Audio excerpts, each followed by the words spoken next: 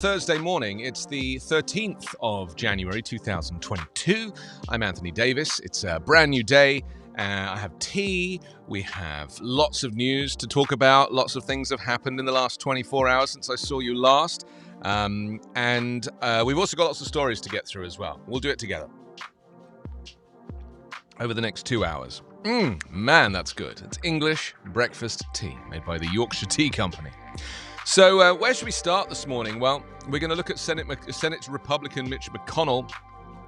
He's denounced US President Joe Biden's voting rights speech as incoherent and profoundly unpresidential. Profoundly unpresidential, which is kind of how he sounds.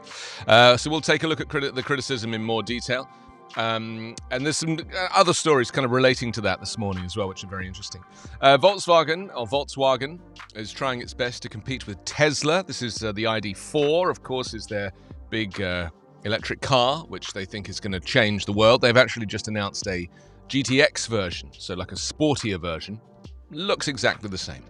And also, Clyde Bellacort, the co-founder of the American Indian movement, has passed away at the age of 85. We'll take a look at how Clive, a civil rights legend, extended his passion and work well beyond his home state of Minnesota. So all of that to look forward to. And in the meantime, if you'd like to be in touch, then you can wake up your device, your Echo Show. You just say the word, whatever the wake up word is, then say, and then your message. And then you can message me that way, just with your voice. You can go on Backchannel.tv. That's the chat facility, and we can kind of have a conversation like that. You can just use your thumbs, open it in a browser window in the usual way. And we're streaming on YouTube as well. So if you would like to go to YouTube, you can use the comments section there. And it all works. Everything works. It just works. I had a conversation with somebody this morning who just on message, and they said, I'm not vaxxed, is that okay? And I said, yeah. And I just, talking to somebody, this is making an arrangement for someone to come and collect something of my brother's. And I was just like, who in their right mind now? And I said, why? And they didn't give much detail. They just said, well, I'm healthy. And I was like, oh, that's interesting. Even now, after all of this, we still have people taking it upon themselves to think they know better than the scientists. Anyway, I'll come to that later. I'm sure we'll get onto that in some of the newspapers. We're going to take a look at the Brainerd Dispatch this morning. Robotic assistance is the headline on the front of this newspaper, which is from Minnesota. And I personally love surgery. I don't know if you know this about me, Carla. Carla's here, she's producing. Carla and I are, we have a kind of symbiotic relationship through the power that is FaceTime. If it wasn't for Steve Jobs, we would have no relationship at all. So I would have been a surgeon if I had had a brain. I would have been a doctor and a surgeon. I would have loved to have done all of those things, but I did not have a brain, so I became a journalist instead. But there's a photograph on the front of the Brainerd Dispatch of some robotic knee surgery going on. And I always think it's fascinating to see what operating theatres look like. And here, everything is covered in, protective blue sheeting. They're all in full PPE, the doctors. And yet there's this pink knee sticking out. Just a pink knee sticking out. Yes, it says Dr. Eric Severson wants to limit the pain his patients feel after knee replacement surgery, and thanks to new robotic technology, that goal may be within reach. The Velas robotic-assisted solution is robotic technology that allows surgeons to perform knee replacements using data tailored to each patient's specific anatomy. He said, I would say it's a marriage of old technology with new technology, and it allows a surgeon to still be a surgeon and doesn't slow you down. Doesn't slow down the case, which is very important when you're trying to prevent things like infection. He's an orthopedic surgeon at the medical center in Crosby. It's very interesting. It doesn't require knee replacement patients to undergo a CT scan or any of the other complex tests typically needed before the procedure, thus speeding up the process and knocking down the cost. An infrared camera and optical tracker in the robotic system help the surgeon gather necessary data about a patient's anatomy to achieve a higher level of precision than normally possible. I love surgery. I actually used to watch TV surgery. Years ago they used to put it on late at night. Why are you laughing at this, Carla? This is really a very What? Because I have such weird interests. I just love surgery. I could literally, I'm not squeamish, so I could just watch surgery. I mean, I watched my children being born, you know? That's quite a significant surgical procedure when it's done through a emergency cesarean section, trust me, you know?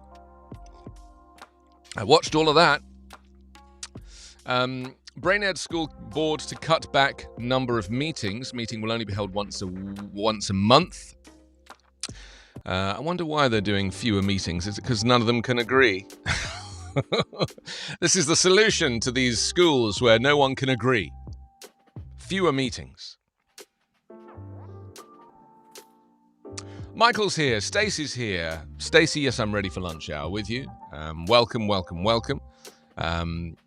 St. Paul, Minneapolis to require proof of vaccine at restaurants. Starting next week, Minneapolis and St. Paul will require proof of vaccination or a negative COVID-19 test for entry to bars, restaurants, and other indoor venues in an effort to combat a surge of infections driven by the virus's Omicron variant.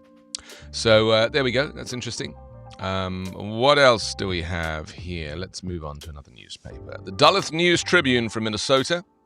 We're kind of staying in the States, you know, and like doing a little bit in the States. Local health experts urge wearing masks. Experts urge public to mask up despite failed city ordinance. Interesting. Local healthcare professionals are urging the public to voluntarily mask up, even though the Duluth City Council voted on Monday not to enact the emergency ordinance to mandate face masks in public spaces. You know, it's like... it's just a free-for-all. I mean, this is the biggest news of the last 24 hours, right? Rochelle Walensky, head of the CDC, and Dr. Fauci, most, specialist person on planet, both agreed and said out loud yesterday that everyone in the United States is gonna get Omicron. They said you're just gonna get it. It's everywhere. We can't contain it. You can do your best. But this is where the pandemic becomes endemic, and hopefully, it could reduce the significance and the efficacy of this virus throughout the whole world if everybody gets it mildly, just mildly. But if you're not vaccinated, there's it's Russian roulette as to whether or not you get it mildly or not. And that's really my concern here. You know, I'm just so tired of this whole kind of, why are you wearing a mask? I mean, we just have a new au pair. She's come from Florida, and she literally couldn't wait to leave Florida and come to California because people, if you wear a mask in Florida, you get abused in the street, she said. You get abused in the street for wearing a mask. So your right to not wear a mask is clearly considered more valuable than your right to wear a mask in Florida, the most backward state on the planet. UMD students speaking out. Public means public and end the mandate. Read signs a group of University of Minnesota Duluth students created to call for an end to the vaccine mandate implemented in September. They organize an anti-vaccine mandate petition drive, and the petition would go into University of Minnesota President Joan Gable and University's Board of Regents. I mean,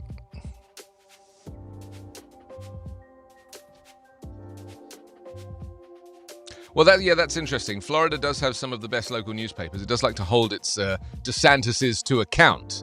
But it is, my personal feeling is that anywhere that is like getting on board with this rhetoric of banning abortion and not allowing children to wear masks in schools, I really struggle to have respect for those states. I just struggle. I have empathy.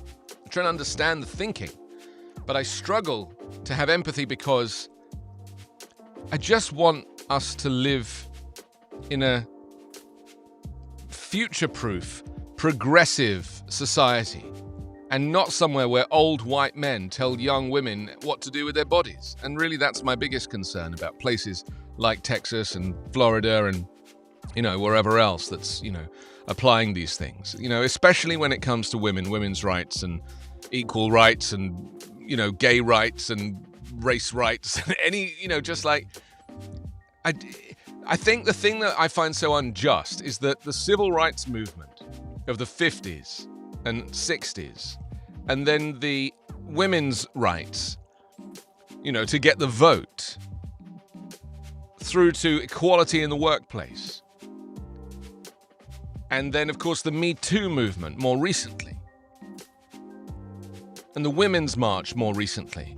Like, there is so many movements that have been going for so many decades, and to see them effectively halted, stopped in their tracks, because I always thought, maybe naively, that these types of movements snowball. The more they continue, the more they roll, the bigger they get. And in some states, like Texas and Florida, and Arizona, and, various other places, Kentucky, the snowball stopped snowballing. It has literally been stopped. It has thawed out. They want to wind the clock back to 1959. They want to have segregation. Look at the killers of Ahmaud Arbery, who went out looking for somebody to lynch. This is the behavior of the 1940s and 50s. This is the mentality, not of all, but of some. And I just thought naively that stuff was a thing of the past. But I am naive in my whiteness and my lack of wokeness, clearly, and I will try and do better. But this is the modern world, There are people that want to go back to a time before they can even remember, They want to bring back coal, and they want people to have good paying jobs down coal mines. Okay, let's move on. The Chippewa Herald from Chippewa Falls.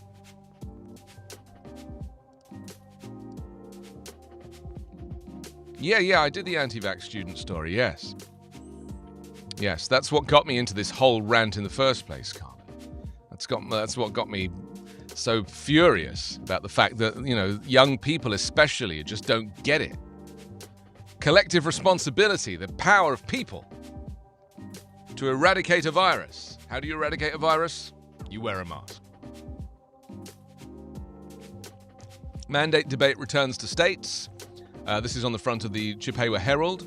Am I saying Chippewa right? Chippewa? Chippewa? Chippewa. Maybe Chippewa. Mandate debate returns to states. Officials across the US are again weighing how and whether to impose mask mandates as COVID-19 infections soar and the American public grows ever wearier of pandemic-related restrictions. They say much of the debate centers around the nation's schools, some of which have closed due to infection-related staffing issues. In a variety of places, mask mandates are being lifted or voted down. See, those two things just don't make sense, do they? Both of those. So if some are closing due to infection-related staffing issues, then were they schools where masks were not mandated? Were they schools where people had kind of decided that masks were not really a necessity for them?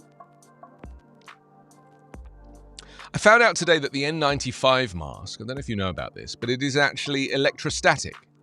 And it uses, the reason they're a little more expensive, not only because they have a good fit, but they also have an electrostatic charge in them. And it uses the charge to attract the particulates on the outside and prevent them from coming in. And here's another fact about the N95 mask. It only filters out 95% of the particulates. And that's why it's called the N95. I'm going to get myself an N100. I'm not bothering with this N95 stuff. I'm getting myself an N100. I actually ordered some N95s yesterday. I've never bought an N95 before. I've always been a fan of double layer surgical mask underneath, the cheap one, that's just a few cents. And then on top, I wear the cloth one. And apparently that's not good enough now. The N95 is the one that's being mandated. So I put an order yesterday on Amazon. And as I guessed, it now has come up saying delivery date pending. You see? Delivery date pending. There's going to be a rush on them. The changes come as the federal government assesses the supply of medical-grade respirator face coverings, such as N95 or KN95, during a briefing on Wednesday. White House COVID-19 response coordinator Jeff Zients. You know that Jeff Zients is just a businessman. Did you know that? He's just a businessman. He's not a health guy. He's just a businessman that Joe Biden's put in charge. Jeff Zients. He's a businessman. He said officials were strongly considering options to make more high-quality masks available to all Americans, noting the government has a stockpile of more than 750 million N95 masks. Well, how about now? How about now? That would be a nice time just to dish those things out. How about now? The best mask is the one you will wear and the one that you can keep on all day long, that you can tolerate in public indoor settings, said Rochelle Walensky, director of the CDC. On Monday, officials in Wyoming's capital city voted to end a mask mandate for students and teachers that had been in place since September. Why? The pandemic didn't finish yet.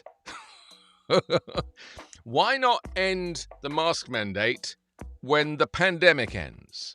Why not, have those two things running side by... I mean, it's just a thought, Just like a mindless thought of mine. So, it says that the Cheyenne School District also reduced COVID-19 isolation requirements, voting to require that only people with symptoms and positive tests, not just those exposed, need to stay home for 5 days and mask for 5 days thereafter. You see, this is the thing, right? I've always thought this. There are people who are so stupid that they think that if they can't see the virus, as in symptoms, then it doesn't exist. Do you see what I mean? And do you know when I first became aware of this being a big thing? Because I never thought that this was a thing. People who didn't understand. It's like, you can't see your cancer, but you've got cancer. So what are you going to do about it? You're going to go and get radiotherapy and chemotherapy? Or are you just going to be like, something? Doesn't bother me. There was an anchor on Fox News, on Fox and Friends, I think, in the morning. And he admitted, this is when the virus first became, newsworthy back in January 2020. And I remember they were talking about washing hands and talking about 30 seconds, saying happy birthday 3 times and all that stuff. And the news anchor, on camera, on television, announced that he never washes his hands after he goes to the bathroom. And the other news anchors looked at him and they said, "What? Why don't you wash your hands?" He says, "I never wash my hands. Why should I wash my hands?" They said, "Well, because of the germs." He said, "My hands are clean. I don't see any germs. Why should I wash my hands?" He said, I'm 38 years old. I've never seen a germ in my life. He actually said that out loud very seriously. You should look it up. It's worth looking up. There was a whole news story about it. Fox News anchor admits to not washing hands because he doesn't believe in germs. That's when I knew that we were going to have a problem here in America. That's when I knew we were going to have a problem. I was like, hang on a second. There are people... Sorry? No, it wasn't Chris Wallace. No. It was one of the Fox and Friends anchors who refuses to wash his hands. There you go. Pete Hegseth, is that his name? No, that's not true. That's not true. He was 100% serious. He was 100% serious, and that was something that worried me. The naivety. And this is the thing that I'm hearing now about people who are asymptomatic. They don't understand that asymptomatic is a medical condition. It's a medical condition to be asymptomatic. It doesn't mean you don't have a condition. It's just beggars belief. Anyway. High Court denies VOS request. This is the Wisconsin Supreme Court. It does not denied a request from Assembly Speaker Robin Voss. Oh, Voss, not VOS. Voss. to block a Dane County judge's order directing him to sit for a deposition with attorneys for a liberal watchdog group seeking records related to the GOP or ordered investigation into the 2020 election. Yeah. I love how they use the word liberal. You know, they use liberal as a kind of criticism. Where I'm from, everybody's liberal. Liberalism is like modernity. It's progressive. It's future. We want to live in the future. We don't want to live in the past.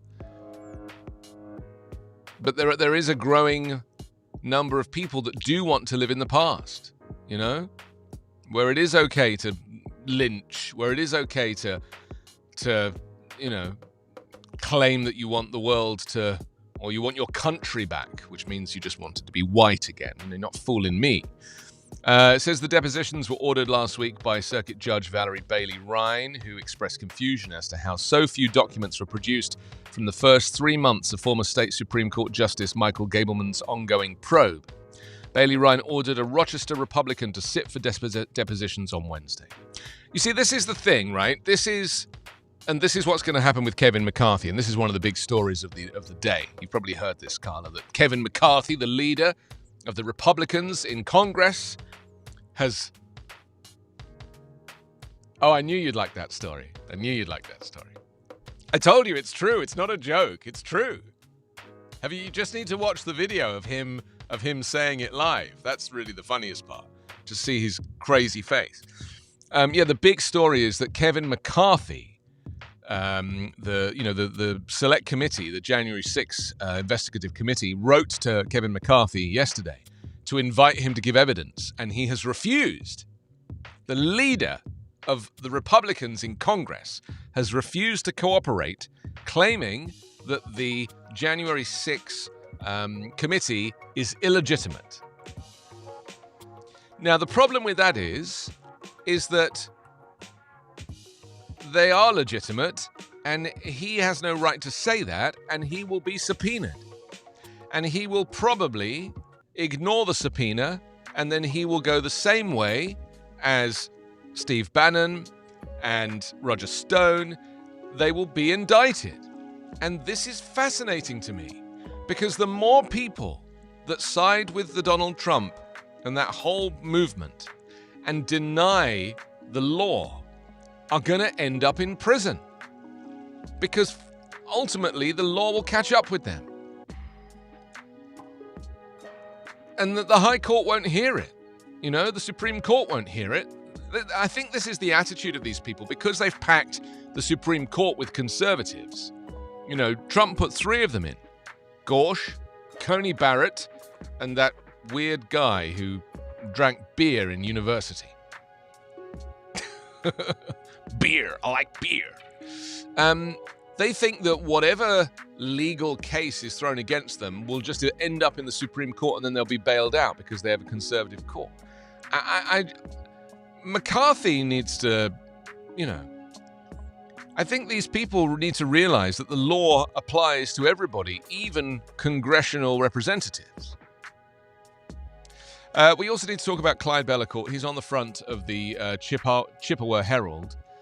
He, this morning, says a leader of the Native American struggle for civil rights and a founder of the American Indian movement has died. He was 85 years of age, and he died on Tuesday morning from cancer at his home in Minneapolis, his wife said, and the current co-director of AIM also confirmed his death. Clyde was a really good man and influenced a lot of people, said Winona LaDuke, an American Indian activist and the executive director of Honor the Earth, a group dedicated to raising awareness for indigenous, environmental... Breaking news. Her Majesty the Queen Elizabeth has stripped Prince Andrew of military roles and royal patronages. So that means that Prince Andrew, of course, who's currently in this struggle... You were worried I was going to say something sad about the Queen just then, weren't you? Because I started with the words the Queen. No, the Queen is fine. The Queen is fine. The Queen has stripped... Hi, Sindhu.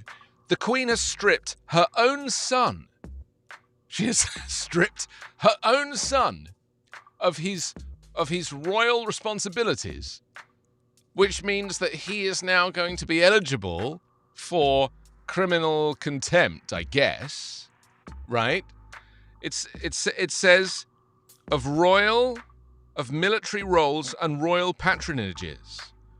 What does that mean, royal patronages? He's no longer a royal patron? Right, but does that make him more likely to face a charge from Virginia Giuffre? I mean, she's obvious. I mean, this is very interesting, isn't it? You know, this is Prince Andrew. We were discussing him yesterday, of course, because he's been, you know, he's certainly been referenced multiple times in multiple cases, you know, surrounding Jeffrey Epstein and Ghislaine Maxwell. You know, he was friends of theirs. He stayed at their house. He went to her house in London. He stayed in his house in New York. He flew on the jet. The whole shebang. And of course, shebang is probably a terrible word to use in this instance. And consequently, you know, he's paid Virginia Giuffre off a couple of times, or once, I think, and she is now saying that payment does not prevent her from seeking a civil trial against Prince Andrew. Prince Andrew, of course, has enjoyed royal protection his entire life. Protection from prosecution, of course. But in the United States, he's not afforded that protection. And now the Queen is basically... See, what happens when the Queen does stuff like this is it's symbolic. It's basically saying, okay, I am washing my hands of you, young man. I'm not allowing a potential sex offender to bring down the family name. That's effectively what she's saying. Because she doesn't have many people left. She's basically got William and... what's William's wife called? Oh, the Duchess of Cambridge. Kate. Yeah, William and Kate are basically the last remaining royals. You know, Harry and Meghan have decided to come here to California and seek a brighter life. I say brighter because it's brighter than it is in England. And they don't want to be royal anymore, which is totally fine because he didn't stand a chance of being the king. So, you know, you might as well just have a nice life because it's not a great life being in the royal family. You know, it's, as you can see from Princess Diana's life, you know, it doesn't end particularly well. It's a gilded cage, yeah, that's exactly what it is. It's a gilded cage. And so, you know, the Queen is now 176, and so she's not going to live a huge amount longer, although saying that she'll probably outlive me. And so I guess she doesn't want to stain her legacy with a son who is obviously, because he was famously a party boy, you know, like the ladies and whatever else. And clearly in the case of Virginia Giuffre, he also liked 17-year-old girls.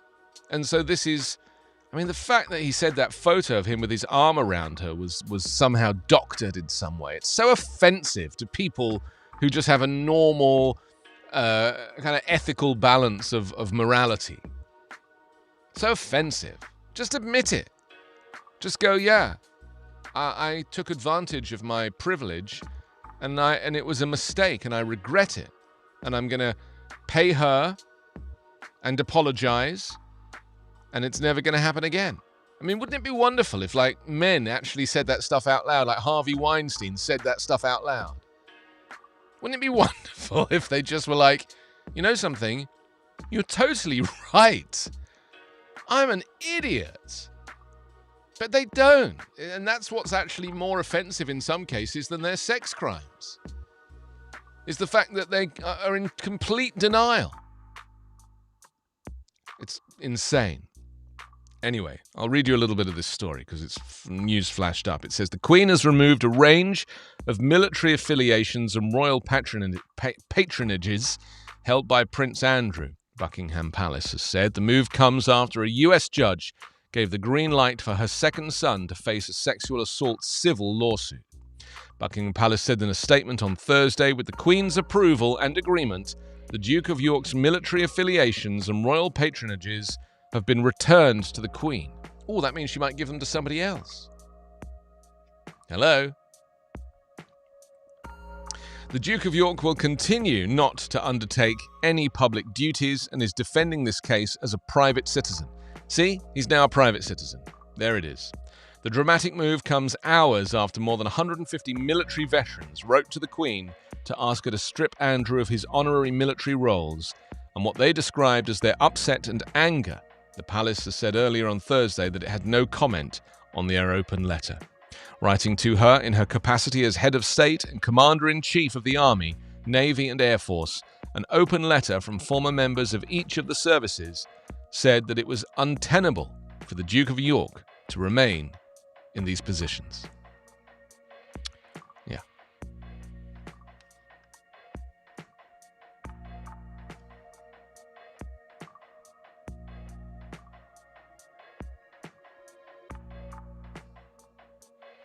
Yeah.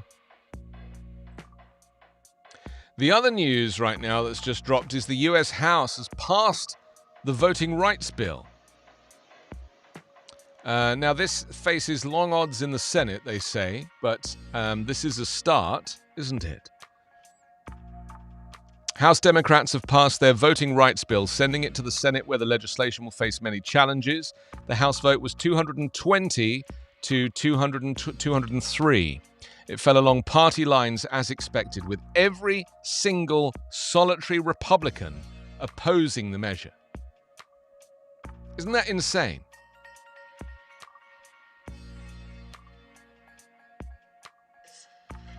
I mean, that not a single Republican has voted in favor of the Voting Rights Act.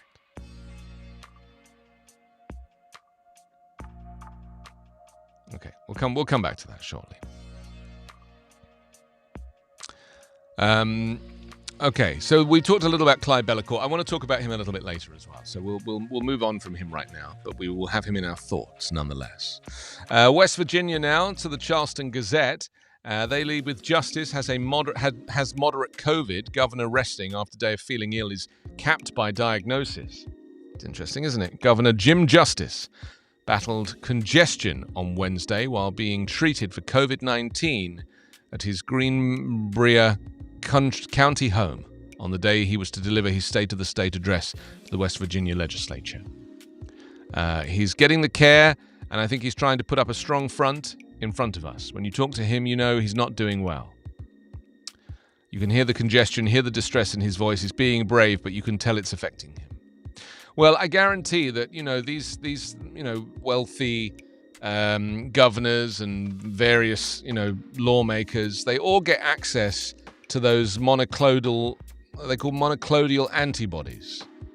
They only give them to really the very richest people. Trump got it, Giuliani got it. It's like the first thing they do, they give you these monoclonal antibodies. They don't give it to like regular people unless they're doing very badly. But some people who are not doing that badly, they get it anyway because they are, rich, powerful, and in most cases, white. Virus sparks budget concern. $4.645 billion spending bill includes state raises and health inside jails.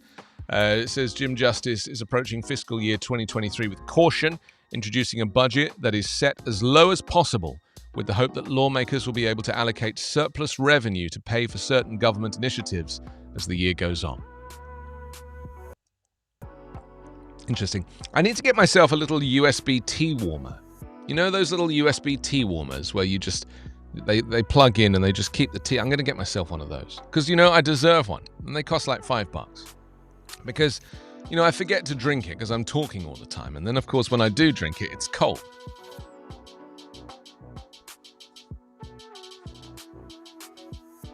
It's just another thing that I don't need. You're right. I don't need it. That's true. I mean, the other thing I could do, Carla, is I could actually bring my tea down in that metal cup that I have upstairs. The one that has a lid and is designed to keep the tea warm. That's what I should do. I don't need another thing to plug in. Do you know I have this obsession with buying solar products? Have I told you about this? I'm obsessed with it. Another one arrived this morning. This is for keeping the car battery topped up. and you pin it inside the front windscreen of the car. It was only $18. And you wire it to the car battery, and it basically trickle charges your car battery with the power of the sun. I mean, I think that's rather genius.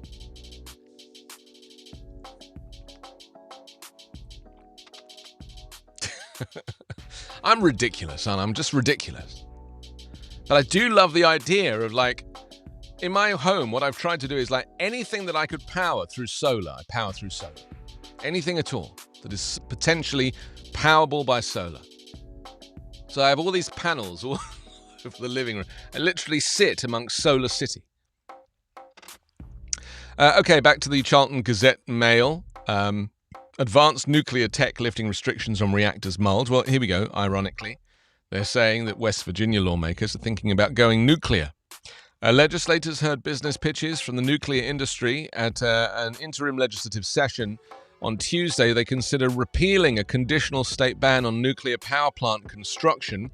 And nuclear technology leaders from across the country contended that West Virginia can shore up its economic and energy future amid the coal industry's decline by encouraging advanced nuclear energy development.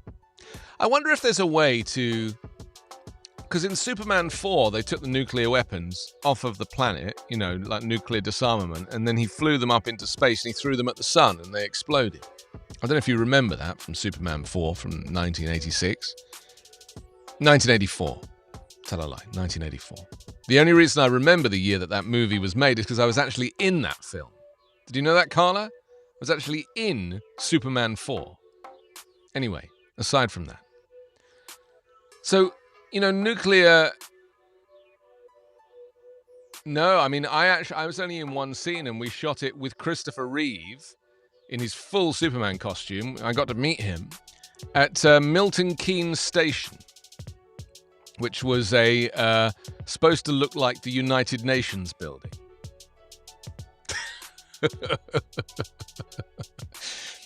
And I watched him fly in. They had him on a huge crane. And they flew him in, and he was at like 100 feet in the air, and he came down. We did this whole scene. You can't really see me in the movie. I have a photograph of it. I can send you a photograph of me in Superman 4. But anyway, the reason I'm saying this is I just wondered if it is possible in some way to dispose of nuclear waste through nuclear power stations in space, instead of on the Earth, because, you know, nuclear is environmentally friendly, as in it does not have the carbon emission, you know,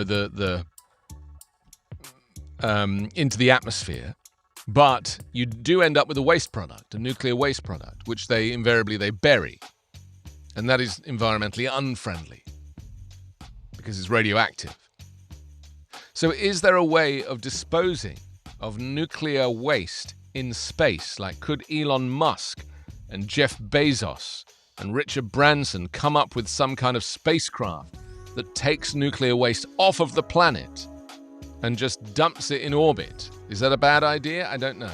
I'm not a spaceman, but I recognize that I believe what will end up happening is a lot of these former coal plants that, you know, in these states that are obsessed with their coal plants will probably be like, okay, we'll do nuclear, because they just love big machines. They love, you know, the idea of solar panels, and it's almost a little effeminate for them. You know, these men, they like machines and factories. And the idea of a wind turbine or a solar panels, you know, a huge solar array, it's too feminine for them. These are masculine Republican men. They need their factories. And they'd be like, yeah, I want a nuclear power station. I'm joshing, but I genuinely believe that there is some kind of machismo element to the desire to keep coal or to have a power plant of some sort. I mean, it sounds ridiculous, but think about it for a second. Think about who these people are. They're proud of their factories. Their heritage runs deep. And if they're told that coal is off the table and that nuclear is an option, especially if you've got representatives from the nuclear power industry coming and making a presentation, of course they're going to call it clean nuclear. You know, like they claim coal is clean. You know, you heard Trump make all those good old-fashioned clean coal. You know, it's like, no, contradiction. I find it very interesting that there are, you know, the people that make these decisions. There's so much negative rhetoric about solar and wind in right-wing circles that it has almost made it a technology that is not even up for consideration because they associate these types of energy generation models with liberal ideas. I mean, Trump tried to convince people that wind turbines gave you cancer. Do you remember? Do you remember that whole story? Wind turbines give you cancer. He says there's evidence to say that people who live near wind turbines get cancer. And then he said it's not good for the birds because the birds get killed by the wind turbines. I mean, the guy is like, he just said anything that came into his head. It didn't require a shred of truth or evidence to anything.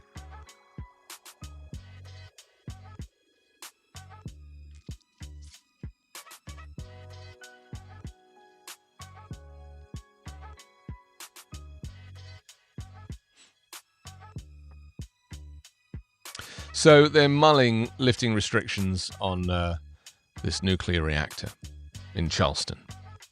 Wonderful. Wonderful. By the way, if you want to chat,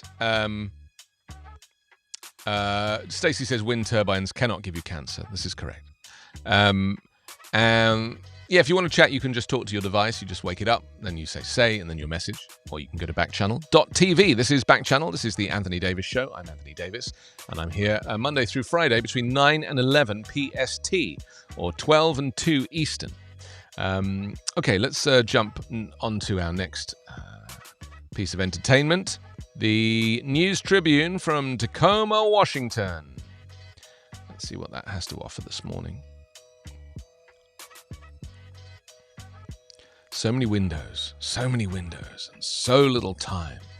The News Tribune leads with kids' low COVID-19 vaccination rates called a gut punch for this Thursday morning. Yes, distrust, misinformation, and delays because of the holidays and bad weather have combined to produce what authorities are alarmingly low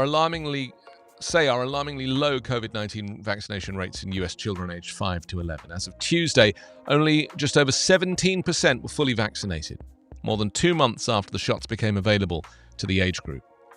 I literally could not wait to get my daughter vaccinated. Like, the moment it was possible, I signed her up. And now she's double vaxxed. And it really makes me happy to know that it's done.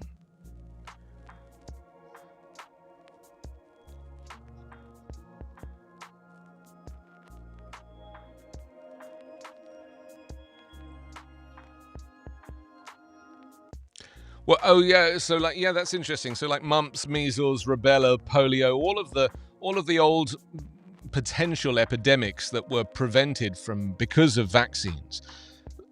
Carla's suggesting that maybe people who are anti-COVID vax will start to become anti-vax generally, and maybe the right wing will take this on as a new mantra.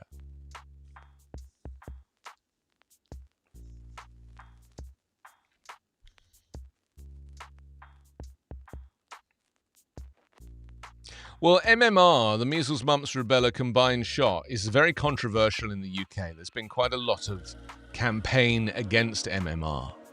In fact, on the radio station I used to work on, we had a host who was very anti-MMR. She didn't last very long on the channel. Her name was Jenny Barnett. Did you ever work with Jenny Barnett? Oh, she was a brilliant, brilliant host. But she was very much anti-MMR, and she used to talk about it a lot on the show. Senate plows ahead on voting rights. It says the Senate on Wednesday was barreling towards a showdown on voting rights legislation and rules changes, even as Democratic leaders conceded they don't yet have the numbers to pass any bills or change the rules to circumvent a GOP filibuster. We're not there yet, said Chuck Schumer. I wouldn't want to delude anybody into thinking this is easy, but we're trying to come to a place where 50 senators can support 2 bills, the Freedom to Vote Act and the John Lewis Act. You see, the thing is, these 2 acts will actually overwrite all of these adjustments that Trump loyalists have been making in the states. This is what's kind of interesting about these voting acts. And this is why they don't want to do it. And did you know there's a new... this is very interesting. Let me see if I can find this information for you, because it's very, very interesting. I tweeted about it this morning. So basically, there's a whole bunch of Trump loyalists who are in the states as legislatures, and they're joining together to create their own supergroup, right? They're forming an alliance, it's called, to take over the election process in key states. They've formed a nationwide alliance aiming to take control of the presidential election process in key battleground states that could determine the outcome of the 2024 presidential election race. It says at least 8 Republicans who are currently running to serve as chief election officials in crucial swing states have come together to form the coalition. The group shares conspiracy theories about unfounded election fraud and exchanges ideas about how to radically reconstruct election systems in ways that could overturn the legitimate results of the next presidential race. All of them backed Trump's efforts to subvert the 2020 election and cling on to power against the will of the American voters. Several of the alliance have been personally endorsed by Trump and have a credible shot at winning the post of Secretary of State, the most powerful election officer in each state. So the existence of the Coalition of America First Secretary of State candidates was disclosed by one of the members themselves, Jim Marchant, who's running for Secretary of State in Nevada. A former business owner and Nevada State Assembly member, Marchant has ties with the QAnon conspiracy theory movement. He ran for U.S. House seat in 2020 and lost. He challenged the result unsuccessfully in the courts, claiming he was a victim of election fraud in a mirror image of Trump's many failed legal challenges to his defeat.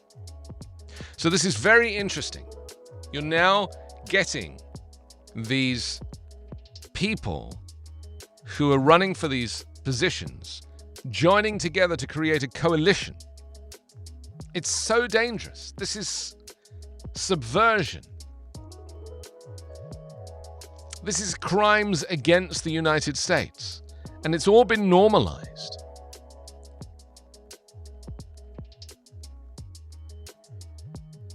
Lakewood city officials on Wednesday closed a COVID-19 testing site operated by the Center for COVID Control because it was operating without a business license.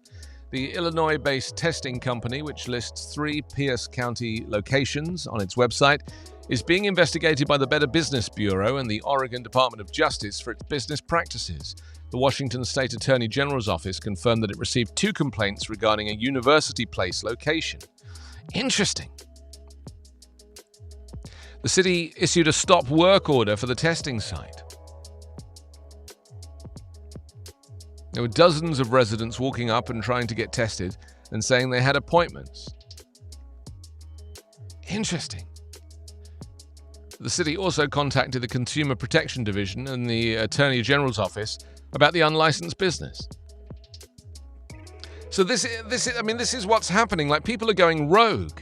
Businesses are going rogue, taking advantage of the pandemic to make money. Opening up. I mentioned it as a joke. Do you remember? Several weeks ago, I said that at the very beginning of the pandemic, I saw that this rapid test machine, you could buy it for $2,500. And at the time, this is before the state was paying for tests, and I was paying $100 to $150 every time I wanted a test. And I was like, I could buy one of these machines and pay for this in 24 hours if I was testing other people and charging them. Obviously, I wouldn't have a license or a medical license, so I couldn't do it. But clearly, there are businesses that think they can get away with it now. The American healthcare system was designed for profit. It was not designed for a pandemic. And so here we are now in the midst of this unprecedented, event. Nothing like this for 100 years, and yet there's no checks and balances in place for people that want to take advantage of this. It's like a free-for-all. And the American way, the American dream is you can do anything. You could become the next president, even if you're just a wealthy TV reality host. And if he can do it, any of us can do it. Let's go to the Spokesman Review next.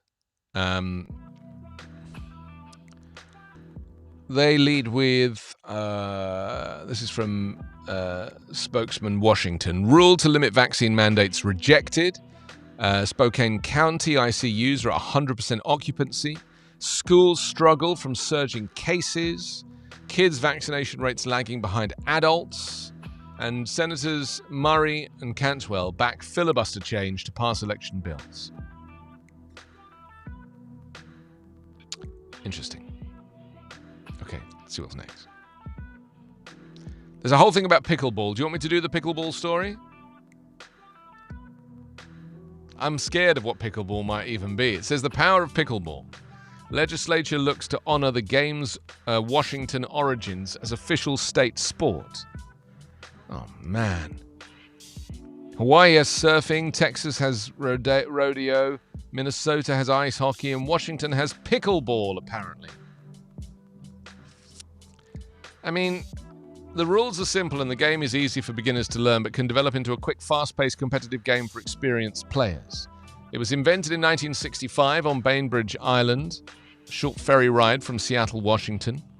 Three dads, Joel Pritchard, Bill Bell, and Barney McCallum, whose kids are bored with their usual summertime activities, are credited for creating the game. It's evolved from its original handmade equipment and simple rules into a popular sport throughout the US and Canada. The game is growing internationally as well. So, apparently, a pickleball court is the same size as a doubles badminton court and measures 20 by 44 feet. The same court is used for both singles and doubles play. The net height is 36 inches at the sidelines, 34 inches in the middle. The court is striped, similar to a tennis court, with right and left service courts and a 7-foot non-volley zone in front of the net, referred to as the kitchen. Courts can be constructed specifically for pickleball, or they can be converted using existing tennis or badminton courts. So all you need is a couple of paddles, a ball, and you're ready to get started. I don't know about this. I mean, what's wrong with tennis? You know? The bat is a funny-looking thing. It's like a large ping-pong table bat. And the ball is like a hard plastic ball with holes in, so it's very light. This is crazy.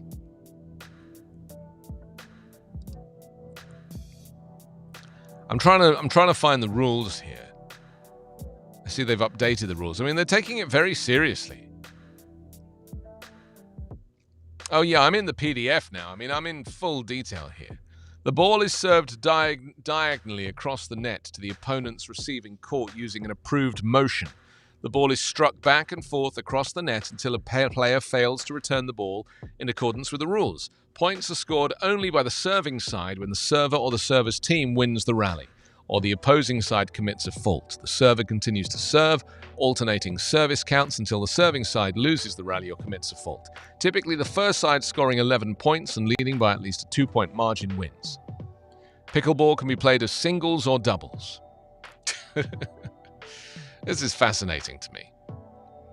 They say pickleball is a game that requires cooperation and courtesy. A sense of fair play from giving the opponent the benefit of any doubt is essential in maintaining the game's underlying principles of fun and competition.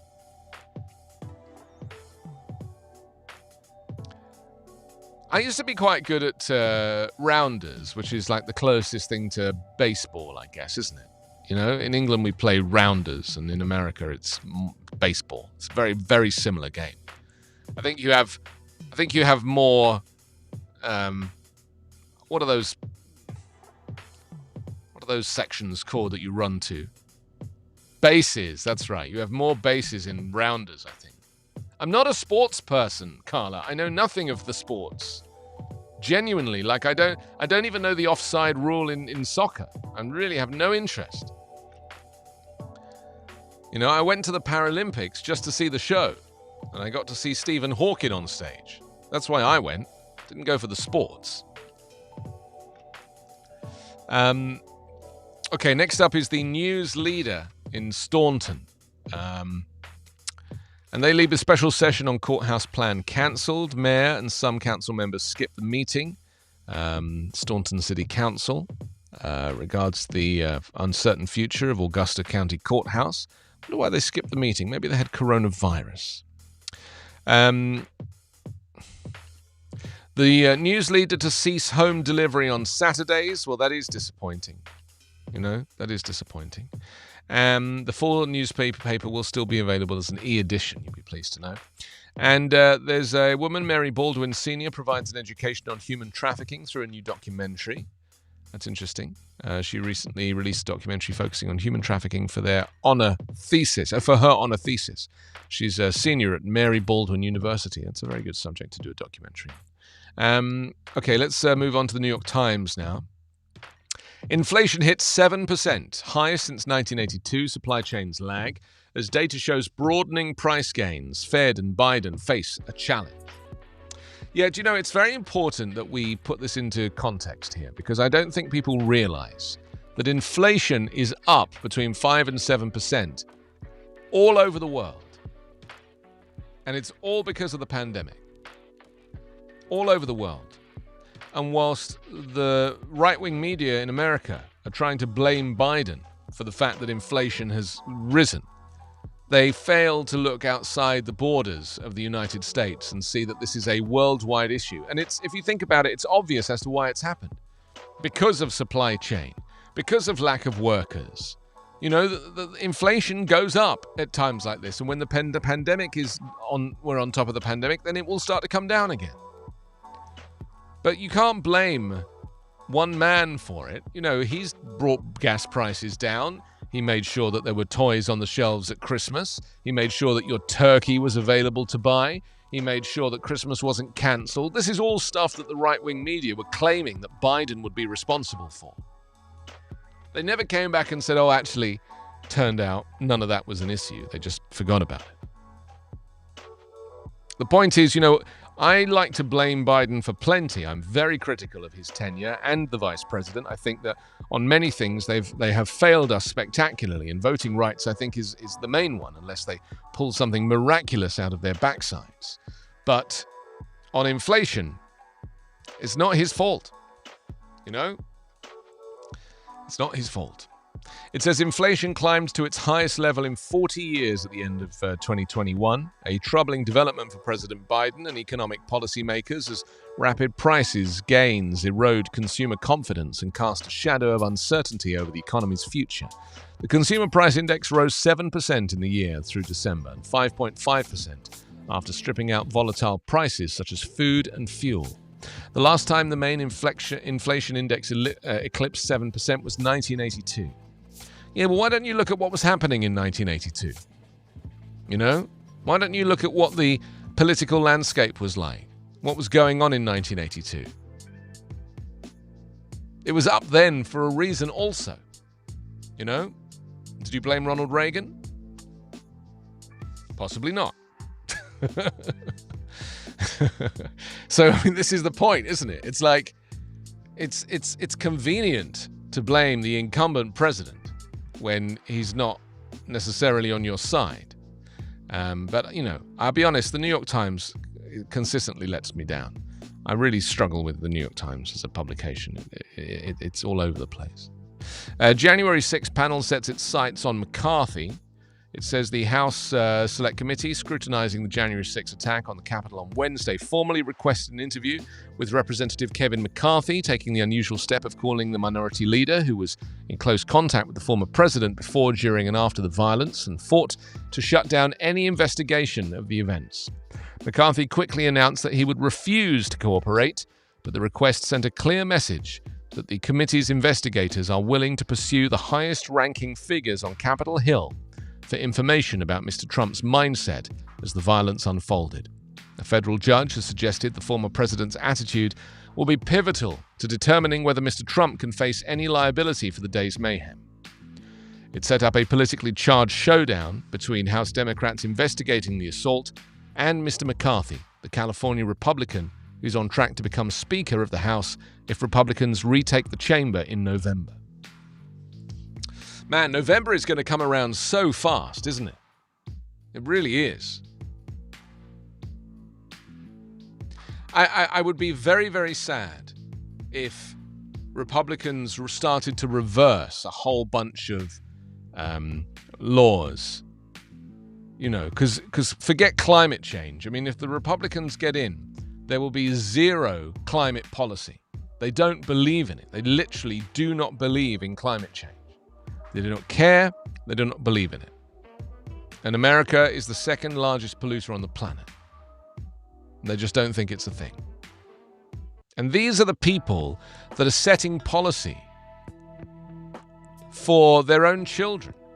These people won't be alive to see the consequences of their actions. Their children and their grandchildren are the ones that are going to have to pick up the pieces.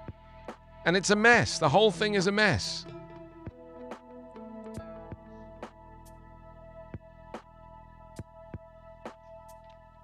Okay, let's see where we go next. Haven in Bronx for Gambians gone in an instant. Yes, this is, of course, the talking about the Twin Parks North, the tower that caught fire. Talks about a 41-year-old Gambian diamond trader settled in the Bronx in the 1970s. The area was blighted by crime and the West African community was tiny. There were no restaurants serving okra stew, no funeral parlors providing proper Islamic rites, and no nearby mosques. An erudite Islamic scholar by night, Mr. Touré moved into a third-floor apartment in a new 19-story building known as Twin Parks Northwest. Soon he was offering a place to stay, food, contacts for jobs, and the occasional verse from the Quran to newcomers from his homeland. Virtually overnight, an entire community sprouted around him, and the building became a kind of homeland in exile for Gambians fleeing oppressive dictatorship and crushing poverty.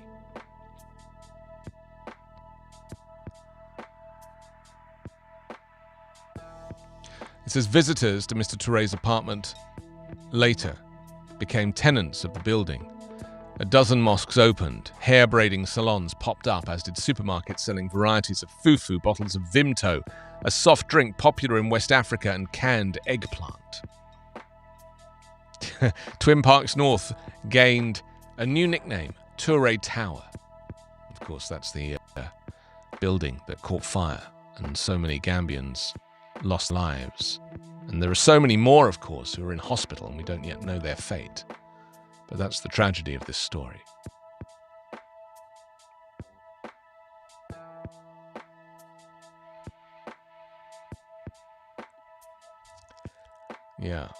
Yeah, this is a story. The headline on the front of the New York Times, Worry on Aid for Sanitation to Rural Poor. It says, what babbles behind Marilyn Rudolph's house in the rural countryside is no brook. A stained PVC pipe juts out of the ground 30 feet behind her.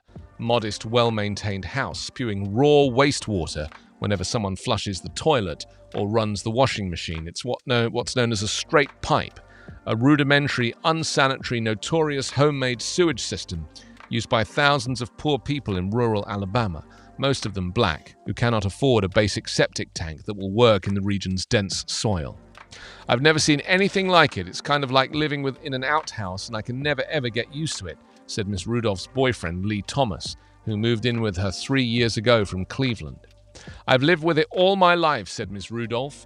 If any parts of the country stands to see transformational benefits from the $1 trillion Infrastructure Act that President Biden signed in November, it's Alabama's Black Belt, named for the loamy soil that once made it a center of slave labor cotton production. I mean, this is the stuff we rarely hear about. It's the conditions that people are living in. And, it's often these Republican states where wealthy governors, they just, they have a naturally racist instinct that especially in Alabama, that goes back, 2 centuries. And this is the tragedy of this, is that, if you think racism and this concept of keeping the poor in eternal slavery is a thing of the past, you are wrong. I have some sympathy for this because actually we have a septic tank out the front of my house where I park, and the lid, the cover doesn't sit on the thing properly, and I've told the landlord, And it stinks. And every time I arrive home, I have to walk into this kind of horrific sulfuric toilet smell. And I keep telling the landlord, and he just won't do anything about it.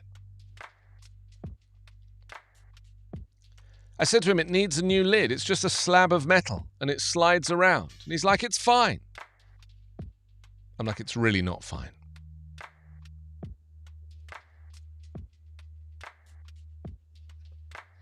I know I'm breathing it in. But they don't care, because they're Republican and they like to save money, conservatives. He doesn't like to spend money. When they replaced the roof recently, he kept telling me how much it cost and how, It is landlords in general, but he keeps telling me that he's a conservative. I'm a conservative. I'm not going to spend money on this building. One day someone's going to knock it down, he keeps saying. That's what we deal with.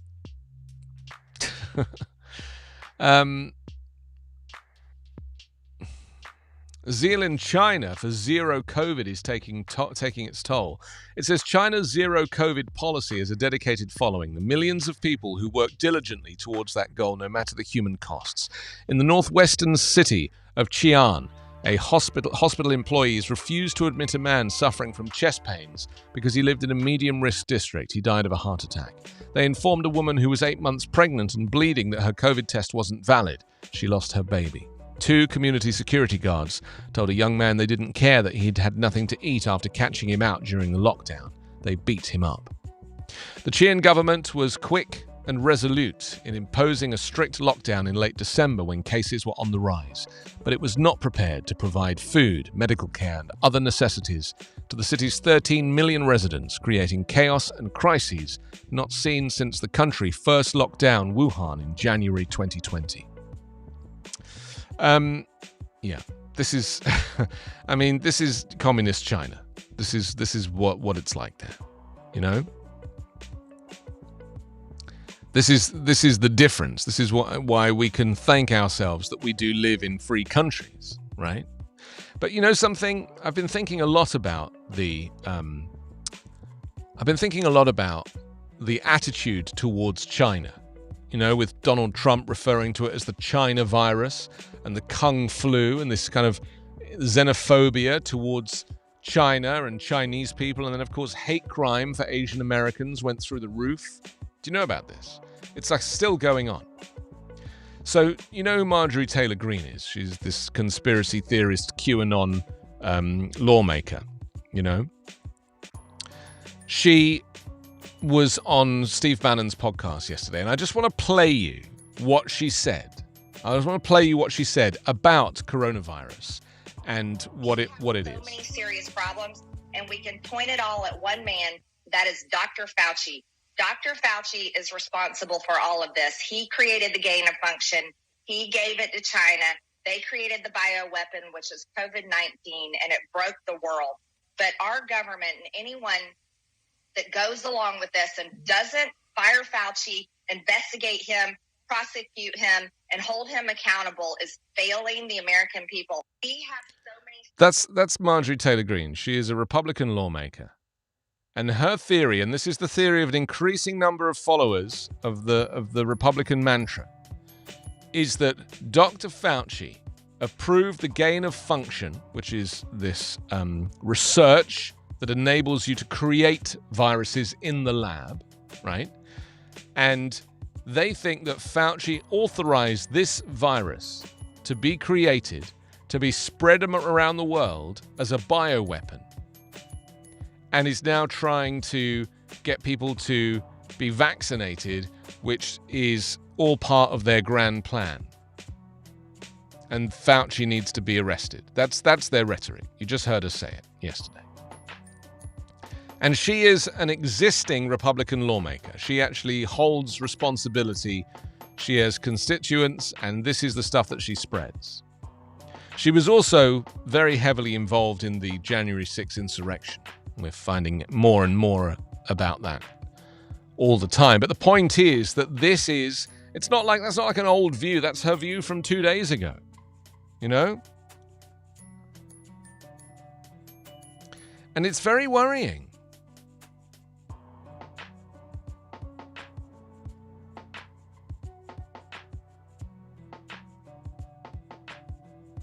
So what do we do with people like her? You know? We just have to allow her to have her free speech?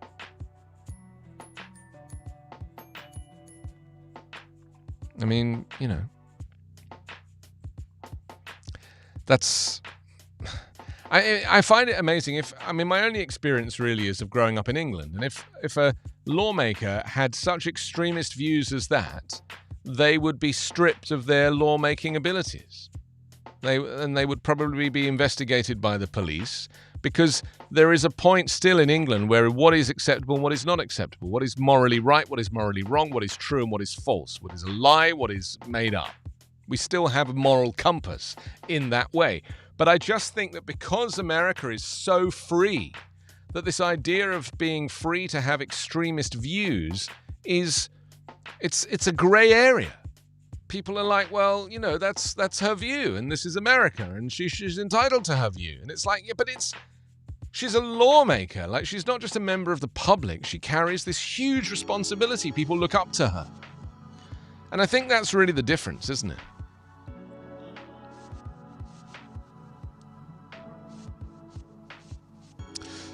Okay, let's move on with the newspapers here. Let's see what else we have. I need to mention that Backchannel has a growing list of shows, including Haley and Allison Live, waking you up in the morning with lots of laughs and their one-star cinema review. We've got Live Every Day with Liv Harrison, live from Texas. We have Hal Rudnick, who will be on in 45 minutes, and he will be bringing you a show called Your Pal Hal. And it's always good. Always good.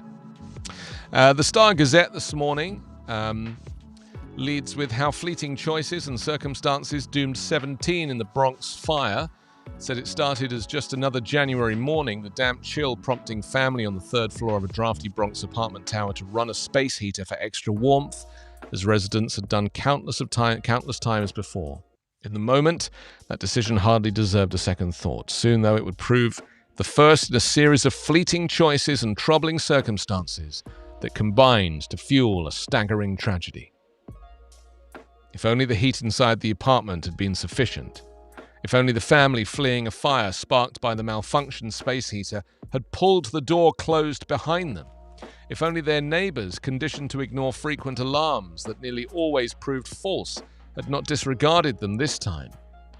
If only the blaze hadn't started near the bottom of the building, quickly turning the structure into a chimney that funneled impenetrable black smoke up stairwells and down hallways as scores struggled to escape. If only so many seemingly minor factors had not aligned, then 17 people, including 8 children, might now be alive. Also, undocumented workers in New York want unemployment benefits. It says, every month, nearly 100 people dial into a hotline inquiring about the Excluded Worker Fund, the state program targeting undocumented workers and others who couldn't get government relief amid the pandemic. It doesn't stop, Diana Sanchez of Catholic Charities Community Services said of the number of calls fielded by the hotline from places across the Hudson Valley. State lawmakers and then Governor Andrew Cuomo created the fund in March to help workers who couldn't get unemployment benefits or government stimulus during the coronavirus pandemic.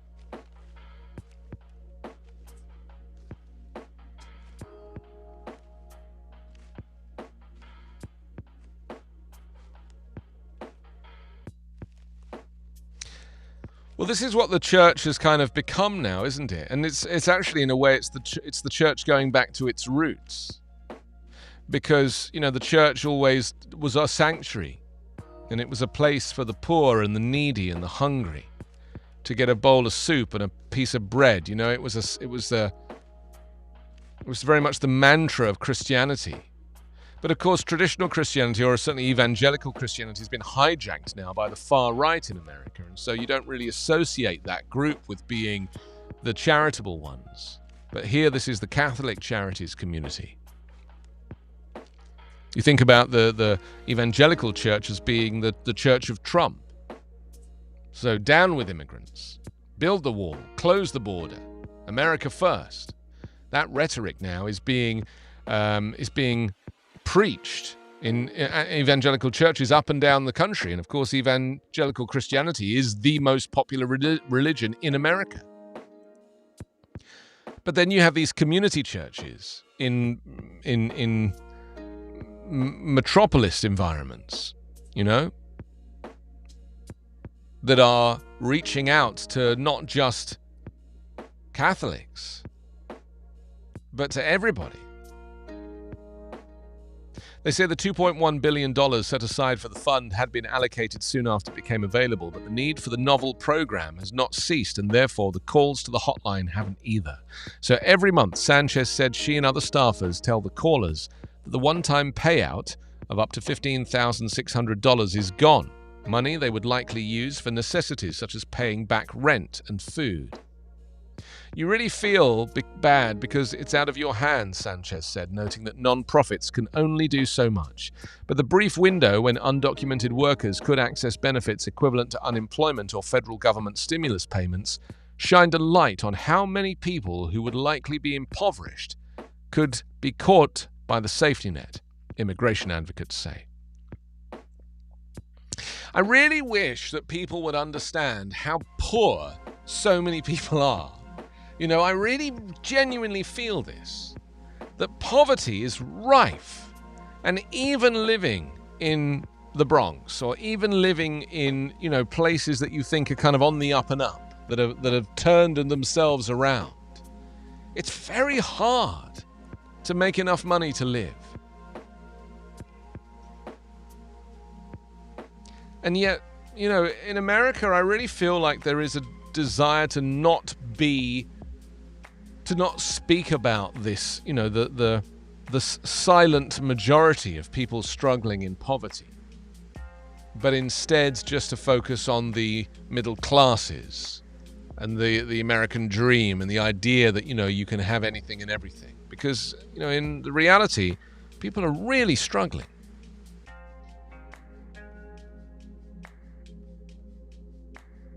A drop-off in Omicron, it says experts say variant may be running out of people to infect in the United States and Great Britain. Well, that's good for me. my two home countries.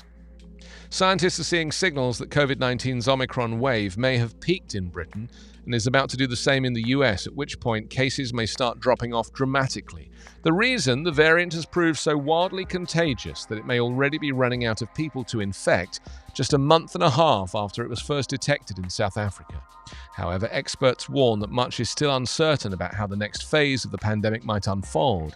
The plateauing or ebbing in the two countries is not happening everywhere at the same time. So weeks or months of misery still lie ahead for patients and overwhelmed hospitals, even if the drop-off comes to pass. Yeah.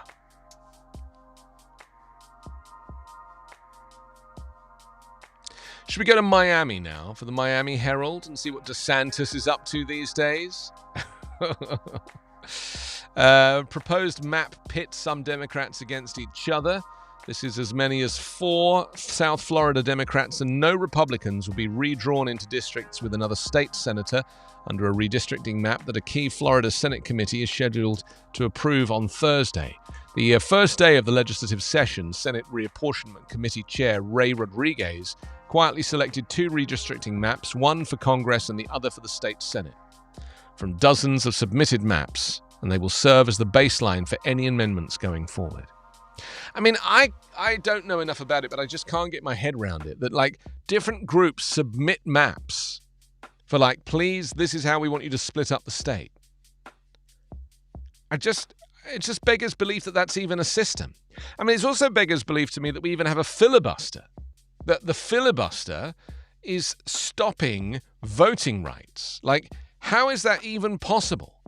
Just cancel it. These laws were made by people who were lawmakers. So you're lawmakers, so change the law. You make the law. Don't reference... the filibusters... Joe Manchin falsely claims that it's 240 years old, and it really isn't. It's actually a relatively new law.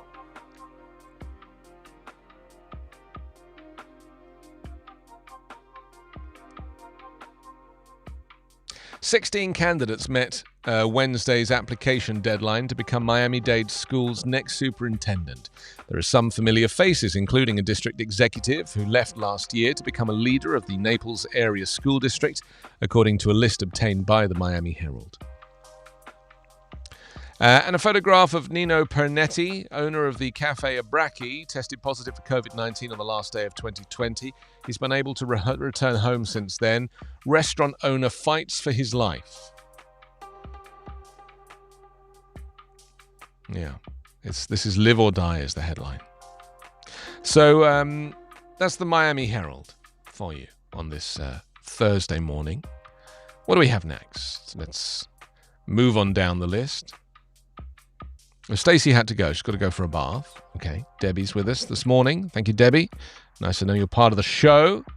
We're going to talk about Mitch McConnell and Joe Biden now, aren't we? Because this is something that is... I just find it fascinating, you know? Do you have a good sense of when someone is lying? Like, can you tell? I'm really good at this. Like, I just know. I have a radar inside. It just goes off. I'm like, yeah, you're lying. And this is the thing about the Republican rhetoric these days. That it's all... propaganda. You know, they don't actually believe it themselves, and that's how I can tell they're lying. And this is how I felt when I saw the Senate Minority Leader Mitch McConnell making his speech to Joe Biden. I was like, none of this is relevant. Like, you are literally just saying this stuff because this is the response that you're supposed to give. But, you know, why don't you consider a higher calling? The fact that allowing more people to vote in this country is what the very fabric of the country is built on. Freedom. That's not true. The country is built on racism. We know that. America is built on racism. It is. It's the whole fabric and growth of the nation is built on racism.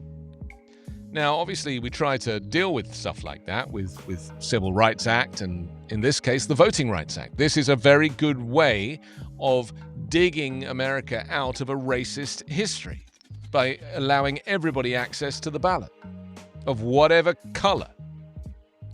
But Mitch McConnell, by definition, in terms of the speech that he gave a racist response. And, you know, I'll read some of it and you can make your own mind up.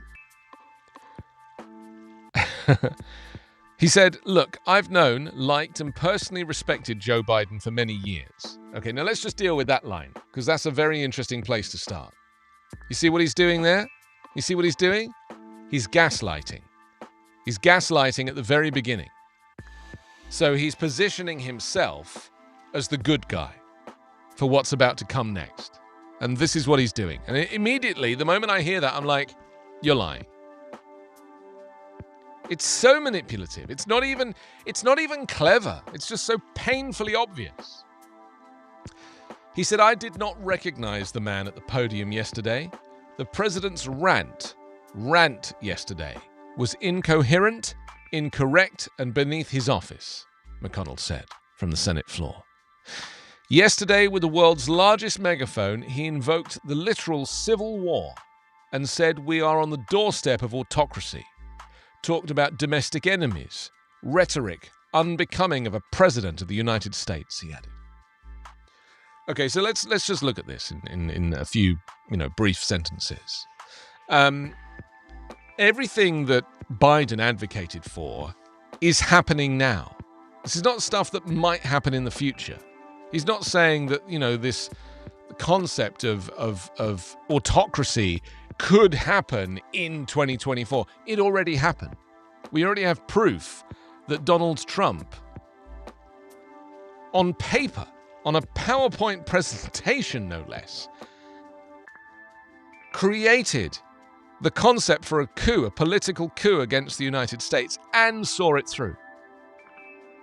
And now there's evidence coming out of these fake election documents that Mike Pence was privy to. It's become a huge thing. I tweeted about it this morning and that kind of took off. Fascinating. Oh, that's Marjorie Taylor Greene. Hang on, let me find this thing. Here we go. Fake electoral certificates. Seriously, fake electoral certificates. This actually happened. Phony documents submitted to Congress by Republicans in 5 states, Arizona, Georgia, Michigan, Nevada, Wisconsin, seeking to overturn Joe Biden's election victory in those states by casting the state's electoral votes for Donald Trump instead. Biden won those states and their electors, but none of the fake certificates contained any indication that they listed legitimate slates of electors. In addition, they all contained similar language and formatting, as did alternative slates prepared by allies in Pennsylvania and New Mexico in the event of a Trump victory. Right? These are forged documents that were sent to Congress for Mike Pence ceremonially to ratify. Okay? This was a 6-step scheme in which the former Vice President Mike Pence would throw out the valid electors from the 7 states that transmitted dual slates of electors, and they were also referenced in the draft letter prepared by former Justice Department official Jeffrey Clark in December 2020 that would have instructed Georgia state officials to investigate various irregularities in the election. Trump had plotted to oust the acting Attorney General, Jeffrey Rosen, and replace him with Clark, who was willing to bolster Trump's baseless claims of widespread voter fraud and help him use the Justice Department to overturn his election loss. These forged documents are a critical piece of the coordinated, multi-state effort to cast doubt on the 2020 election and the will of the American voter. That is autocracy. That is enemies of the state. Domestic enemies. That is what happened. It's not what could have happened or might have happened or, it's what actually happened. Mitch McConnell's remarks come a day after Joe Biden traveled to Georgia to make a high-profile case for Senate Democrats changing the legislative filibuster, which requires 60 votes for most legislation to advance in order to pass election and voting legislation. Republicans have blocked such bills over the past year. Biden, as part of his speech, framed the fight over voting rights as a matter of historical significance, suggesting lawmakers must decide whether they want to be on the side of Abraham Lincoln or Jefferson Davis, referencing the former U.S. president and the president of the Confederacy, respectively. And this is the point, the Confederacy was led by white racists, and what Biden is effectively saying is that by Republicans not supporting the Voting Rights Bill, they themselves are white racists because the Voting Rights Act effectively enables people of color to have more access to the ballot box. It's not much of a cognitive journey to get to those two places. But you see, the problem with McConnell and similar people is they reject being called racist because they don't understand what systemic racism is. They think that you have to say the N-word out loud in an aggressive fashion to be racist, and they don't realize that actually they are intrinsically racist. Modern racism is not lynching or being, malicious with language. It's policy. It's who gets served in the bar first. It's who gets considered for the job. It's who's allowed to run as a candidate. And it's who is allowed to vote. I mean, Mitch McConnell in Kentucky, I think, and certainly other states as well, have advocated a law, which has already been put in place, where people who are waiting in line all day to vote are not allowed to be given water or food. Oh yeah, this is a huge one. They have passed a law. They did this under Donald Trump. They've passed a law that prevents people waiting all day in line. Because you know that some places like Louisville in Kentucky, which is a Mitch McConnell place, only has one polling place. For the whole county, has one polling place. They shut them all down over the years. So there's just one left. This is Mitch McConnell's own county. and you are not allowed to give people water. So if an elderly person is in line in the baking heat and they've been there all day just waiting to cast their ballot, they're not allowed to be given water. That is a law that the Republicans ratified. And that is what the Voting Rights Act seeks to overturn. These laws that have recently been put in place by the Trump administration.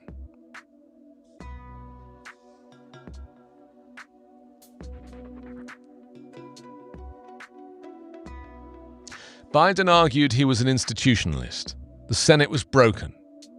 McConnell fired back yesterday, arguing that Biden got a mandate to bridge a divided country, lower the temperature, and dial down the perpetual air of crisis in our politics. But McConnell, you have presided over the crisis. You are the crisis.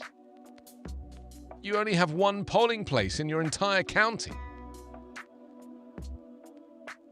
It's so offensive. So what with that, and Marjorie Taylor Greene claiming that Dr. Fauci is some kind of, evil wizard who's created a bioweapon. I mean, what hope is there? Of course Biden is right to be angry. Of course he is.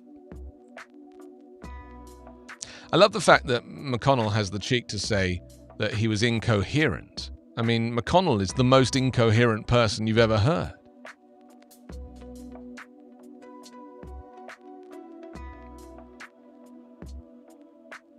He said the president repeatedly invoked the January 6 riot while himself using irresponsible, delegitimizing rhetoric that undermines our democracy. The sitting president of the United States compared American states to totalitarian states, so the world saw our commander-in-chief propagandize against his own country to a degree that would have made Pravda blush.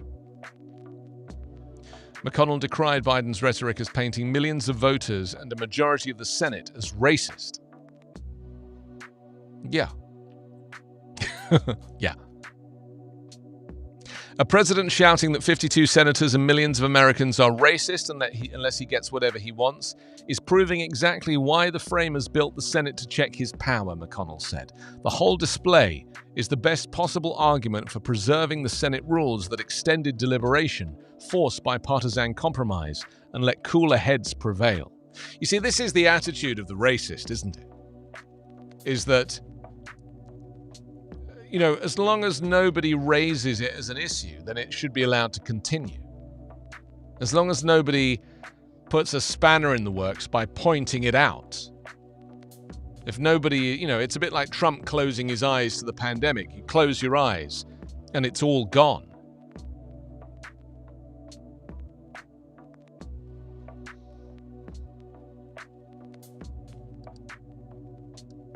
Hello to Talk. Thank you for joining us, Talk. Nice to have you as part of this show today. It's 10:34. This is Backchannel. I'm Anthony Davis. We're talking about Mitch McConnell's response. The Senate Minority Leader, he offered a blistering rebuke of Joe Biden's speech in Georgia, in which the president pushed for voting rights and changing the legislative filibuster, saying it was abandoning rational persuasion for pure demagoguery. Well, the good news today is that the Voting Rights Act has been passed in Congress. That was done this morning. And Biden has arrived about 10 minutes ago on Capitol Hill to meet with Senate Democrats to talk about voting rights. There might not be much to discuss after Kyrsten Sinema made clear that she will not support amending the filibuster to allow voting rights bills to advance. Says given the 50-50 split in the Senate, Majority Leader Chuck Schumer needs all 50 Democrat caucus members on board before he can get any rule changes approved. Sinema's remarks will almost certainly disappoint Biden, who delivered an impassioned pitch for filibuster reform in Atlanta. Let the majority prevail, Biden said, and if that bare minimum is blocked, we will have no option but to change the Senate rules, including getting rid of the filibuster for this. So the House has passed the sweeping voting rights bill in a party-line vote, 220 to 203. The bill now heads to the evenly divided Senate, where Democrats will need to change filibuster rules to get the legislation passed. Biden is traveling to Capitol Hill this afternoon to meet with Senate Democrats. I mean, I don't know how they're going to do it. I mean, yesterday they reckoned that they'd found a loophole. Chuck Schumer had found a loophole to enable them to debate it. You know, so that's a start, I guess. But it's just so tragic. It's so tragic to me that something that is so clearly necessary is just completely off the table for Republicans. Can you imagine living in a country that didn't want to reform voting rights to make it easier to vote? Oh, we do. We do live in a country like that. And, sorry, I for a minute thought we didn't. And here's the other thing. And I said this yesterday, and I'm going to repeat it because it's very important. It's as if democracy is exclusive to Democrats. Republicans think that democracy is exclusive to Democrats, partly because the name is the same. The Democratic Party stands for democracy. The Republican Party, the Republic, to protect the Republic and to conserve the national budget and have small government, is arguably the position of the Republicans. But you can't have small government in a country of 362 million people. You just can't. The capitalism and the system that supports it is already in full flow. You need a big government to manage it. Government never got smaller under Republican under Republican administrations. Rarely. Do you know much about Kirsten Sinema? You know, who's basically roadblocking this entire thing. She's another conservative operative, a bit like Joe Manchin. Has no experience. She's a first-time senator. I mean, she really is quite a bad person. You know, she's what do they call it? A rhino. She's a dino, a Democrat in name only. So, this is where it's at now. You know, this is what we're dealing with. We're dealing with an entire generational political movement.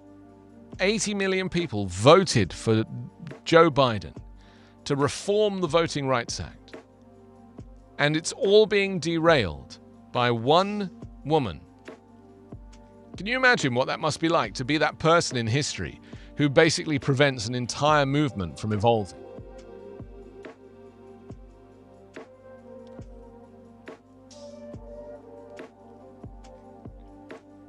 They love it. They love the attention. They have no emotional involvement in this. They are emotionless. They really are. They are political operatives. They are being paid by industry and the corporate sector, and they are being bribed with all of these donations. I mean, it's all just follow the money. With Kirsten Sinema, just follow the money. Just look at the donations she's received in the last 2 years. And you'll see exactly why she has the views that she has. It's all to do with big, you know, the big business.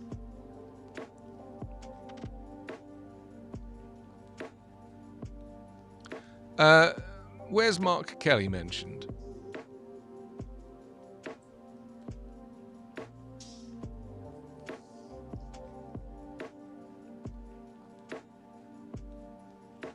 Yeah, I mean, I know. I mean, it just... The thing is, and here's the thing, and I'll try and explain it in a very simple way. Republicans are quite narrow in their opinions, right?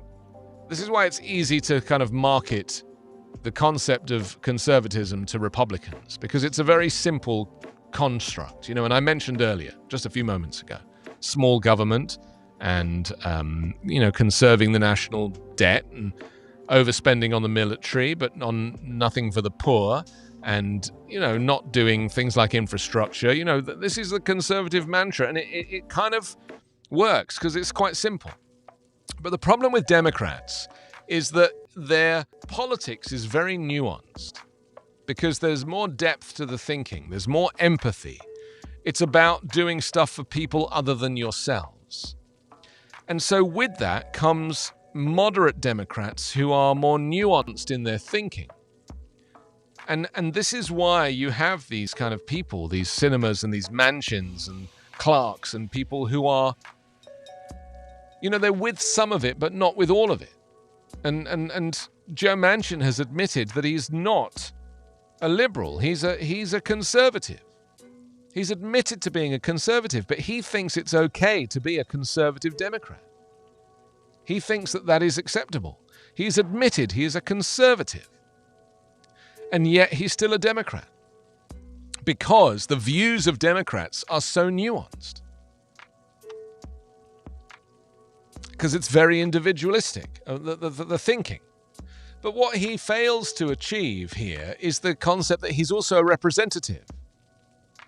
I mean, his argument is that West Virginia, which is the second poorest state in America that he presides over, and is crying out for funding, it's also his family run a coal business, an oil business, a fossil fuel business.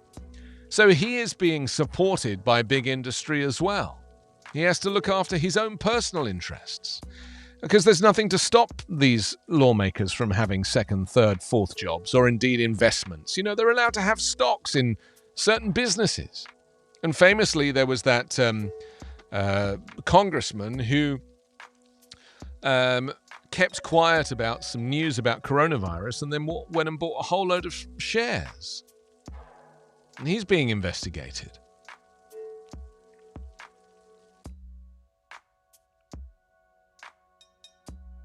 I mean, this is what's so interesting about this is it's so nuanced with their views. But I personally feel that people like Manchin and Sinema, they need to recognize that there is a movement. There is a movement. There is a shift change, a step change of public opinion.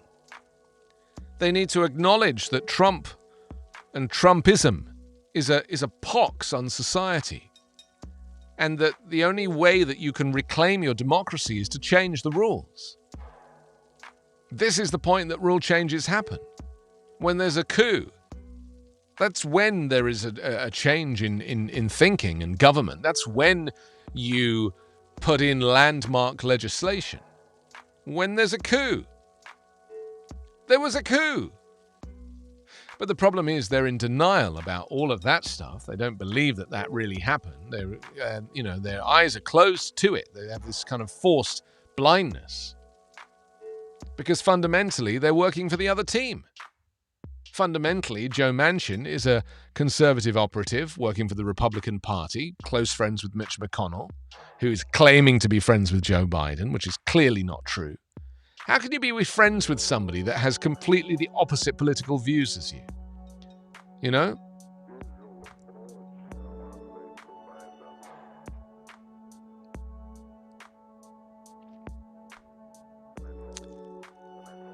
Yeah, Antonin, what's his name? Antonin Skill. Yeah, that was her mentor.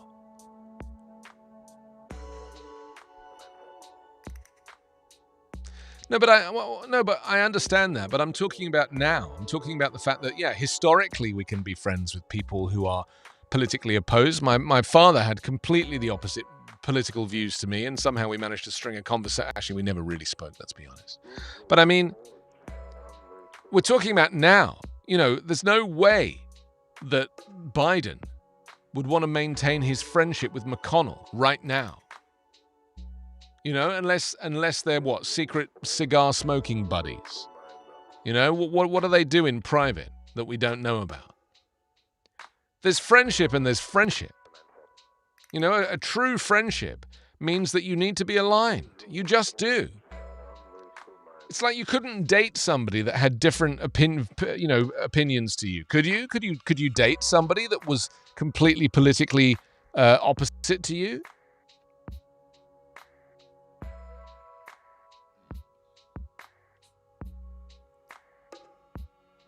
Yeah, but in British politics, because British politics is just, it's a few degrees left and right. British politics is fundamentally the same. Everybody in Parliament believes in climate change in England.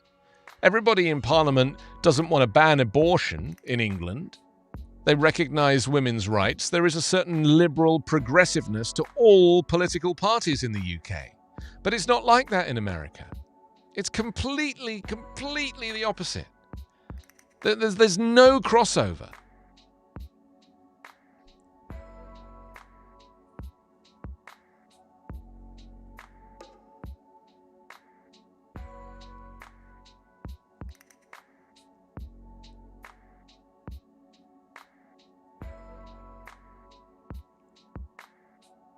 But that's in Northern Ireland. That's not in England. I mean, Northern Ireland had a whole set of its own problems that England never suffered from. They had apartheid in Northern Ireland. You know? I agree that there are politics. You know, when the camera goes off, politicians are friends with each other. And I worked in politics in the UK a little bit, and I understand that, you know, they're all colleagues. I get it. You know, I get it. They all go drink in the bar and, you know, all this stuff. I get that. But my point here is that this is the politics of propaganda. This has become something other than just a role play, a game. This is people's lives are at stake. And I just don't think, other than, you know, back in the 1980s when Margaret Thatcher was running the UK, and then really, you know, there were a lot of people were really struggling because of her policies. We've really enjoyed a very easy ride since then, even through the recessions. Northern Ireland politics is different, you know, and Ian Paisley and Martin McGuinness, I understand they had a certain relationship, you know. But Martin McGuinness was effectively like an IRA guy, you know? Was never said out loud. They mentioned it a few times. I just feel like we are living now in a new space where politics is so divided, it has attached itself to coronavirus. So you've got Marjorie Taylor Greene claiming that the whole thing is a bioweapon that's been created by the left, and that Fauci is this kind of crazy bio king seeking to, I don't know to what end. I have no idea.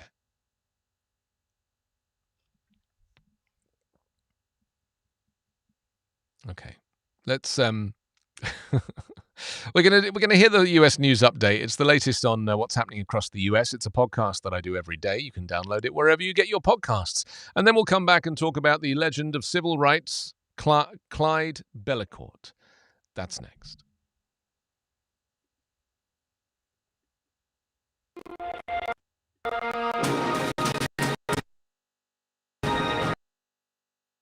January 13 from the Volley Network to Daily US News. Anthony Davis. Senate Republican Mitch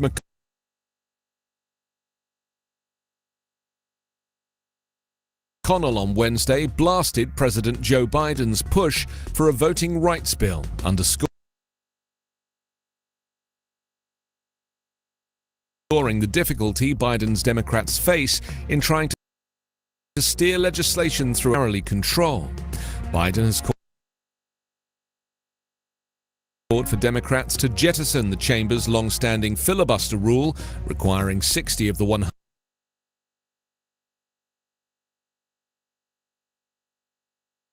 senators to agree to advance most legislation, a move that McConnell said would irreparably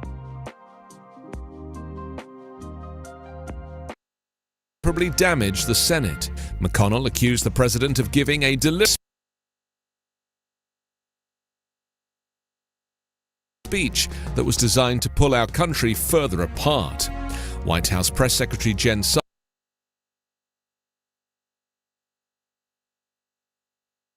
Psaki told reporters the administration was disappointed by McConnell's opposition to the bill.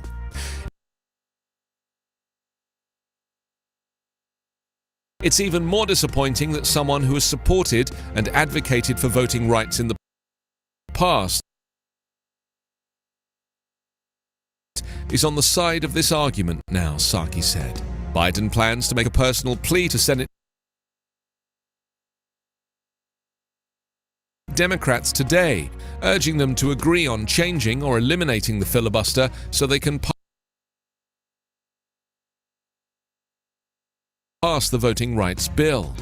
Former President Trump's false claims that his 2020 election defeat was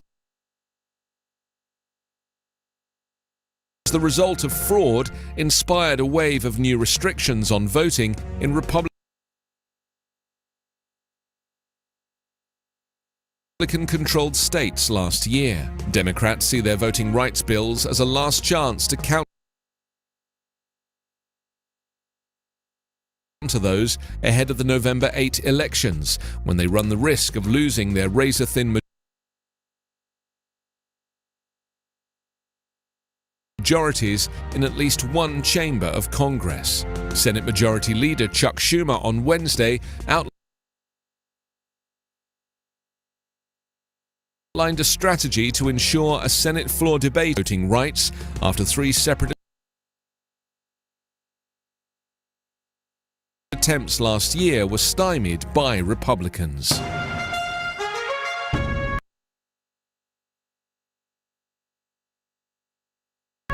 Your daily US news update is part of the Volley Network. To hear my live daily morning show, ask your Amazon Echo device to open Backchannel. Well, that went well. It's an extended version of the US News Update there, done in slow motion. I'm Anthony Davis. This is Backchannel. Your Pal Hal is just around the corner. Before that, let's talk about Clyde Bellacort, one of the most influential leaders in the history of the American Indian struggle for civil rights. He died of cancer on Tuesday at his home in Minneapolis at the age of 85. Well, for more than 5 decades, Bellacort was both an advocate and organizer, playing a role in some of the most memorable protests of the past 50 years, as well as helping to initiate several organizations that became transformative for Native Americans in Minnesota. He loved the Native people, said his wife, Peggy Bellacort. He loved being out there trying to help improve conditions.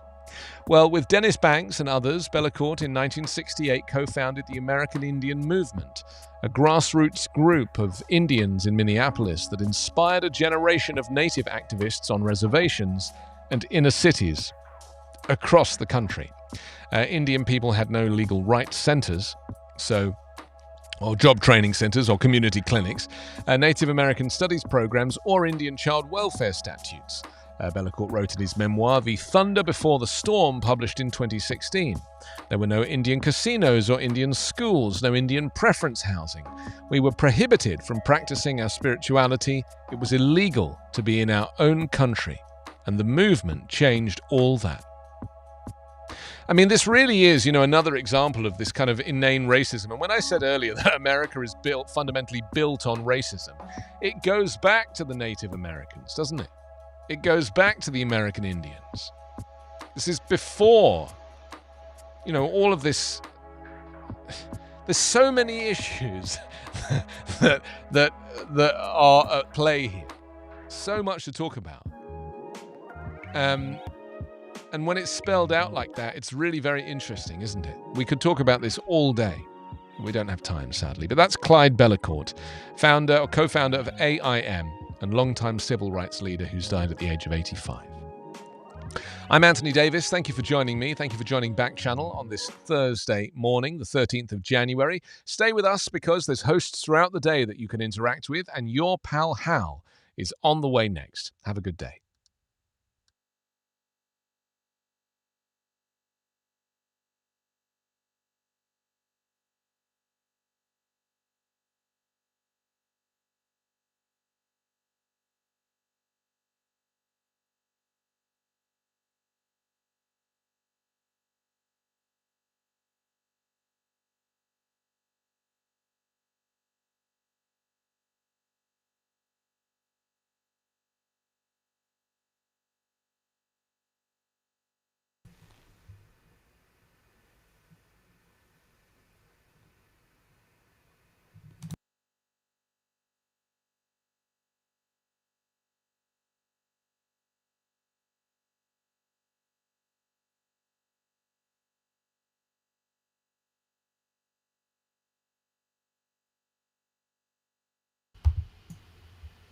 Hal!